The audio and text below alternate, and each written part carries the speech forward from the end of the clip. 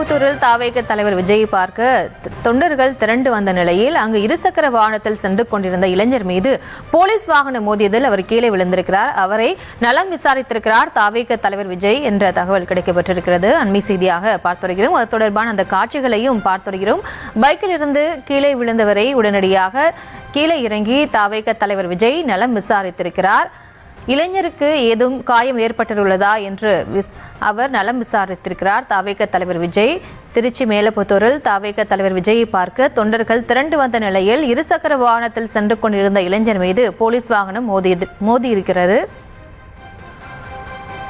அப்போது கீழே விழுந்த நபரை நலம் விசாரித்திருக்கிறார் தாவேக தலைவர் விஜய். இவர்களோடு இணைகிறார் முதல் செய்தியாளர் அஜய். அஜய், என்ன நடந்தது, முழு விவரம்?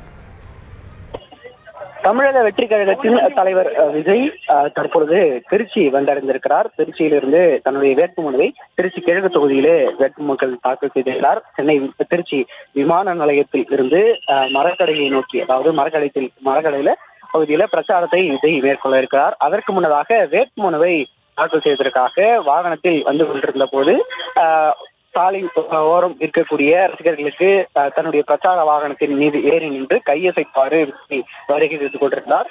சரியாக வேட்புமனு தாக்கல் நடைபெறும் இடத்திலிருந்து ஒரு கிலோமீட்டருக்கு முன்பாக இருக்கும் பொழுது வாகனம் ஒன்று விஜயினுடைய வாகனத்தை பின்தொடர்ந்து வந்தது.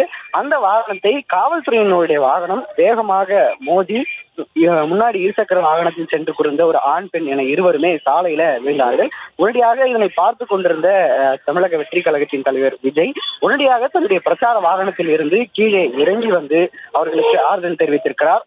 என்ன ஆனது, ஏதேனும் அடிப்பட்டதா உங்களுக்கு போன்ற ஆறுதல்களை தெரிவித்துவிட்டு உடனடியாக வண்டியில் ஏறிவிட்டார். இந்த சம்பவம் சிறிது நேரம் அந்த பகுதியிலே பரபரப்பு ஏற்பட்டது. பொதுவாக கடந்த முறை, அதாவது முதல் பிரச்சாரத்தை திருச்சியிலிருந்து தொடங்கும் போது திருச்சி விமான நிலையத்திலிருந்து மரக்கடை வருவதற்கே சுமார் 5 முதல் 6 மணி நேரம் ஆனது. அந்த கட்டுக்கடங்காத கூட்டத்திற்கு மத்தியிலே அவருடைய வாகனம் மிதந்து வந்ததை நம்மால் பார்க்க முடிந்தது. ஆனால் இந்த முறை சரியாக ஒரு 15 நிமிடத்திலேயே சென்னை திருச்சி விமான நிலையத்தில் இருந்து மரக்கடையை நோக்கி வந்திருந்தார். கடுமையான காவல்துறையினர் பாதுகாப்பு பணியிலே ஈடுபட்டுள்ளார்கள். இந்த முறை கடும் கெடுபிலுக்கு விஜயினுடைய வாகனம் வந்தது. திருச்சி விமான நிலையத்திற்கு வெளியே வந்ததுமே விஜய் தன்னுடைய பிரச்சார வாகனத்தின் மீது ஏறி நின்றுவிட்டார். அங்கிருந்து வேட்புமனு தாக்கல் செய்யும் வரையிலும் அவர் மேலே நின்று கையெழுத்திட்டவாறே வருகை சென்று கொண்டிருந்தார். அப்பொழுதுதான் வேட்புமனு தாக்கல் நடைபெறக்கூடிய சற்று தூரத்திற்கு முன்பாகவே அவருடைய வாகனம் சென்று கொண்டிருந்த போது முன்னால் அந்த இருசக்கர வாகனம் நடு ரோட்டிலேயே விபத்தானது ஏற்பட்டு காவல்துறையினுடைய வாகனம் மிக வேகமாக வந்து அந்த இருசக்கர வாகனத்தின் மீது மோதியதன் காரணமாக இருசக்கர வாகனம் சாலையிலே விழுந்துவிட்டது.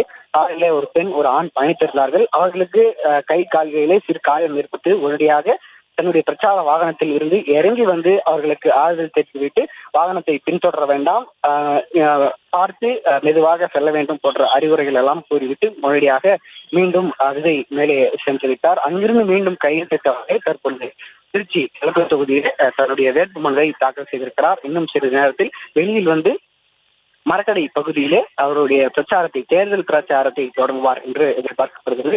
இன்னும் சரியாக 10 முதல் 15 நிமிடங்களிலே தன்னுடைய அந்த இடத்திற்கு மரக்கடை இடத்திற்கு சென்று பிரச்சாரத்தை தொடங்குவார் என்றும் எதிர்பார்க்கப்படுகிறது.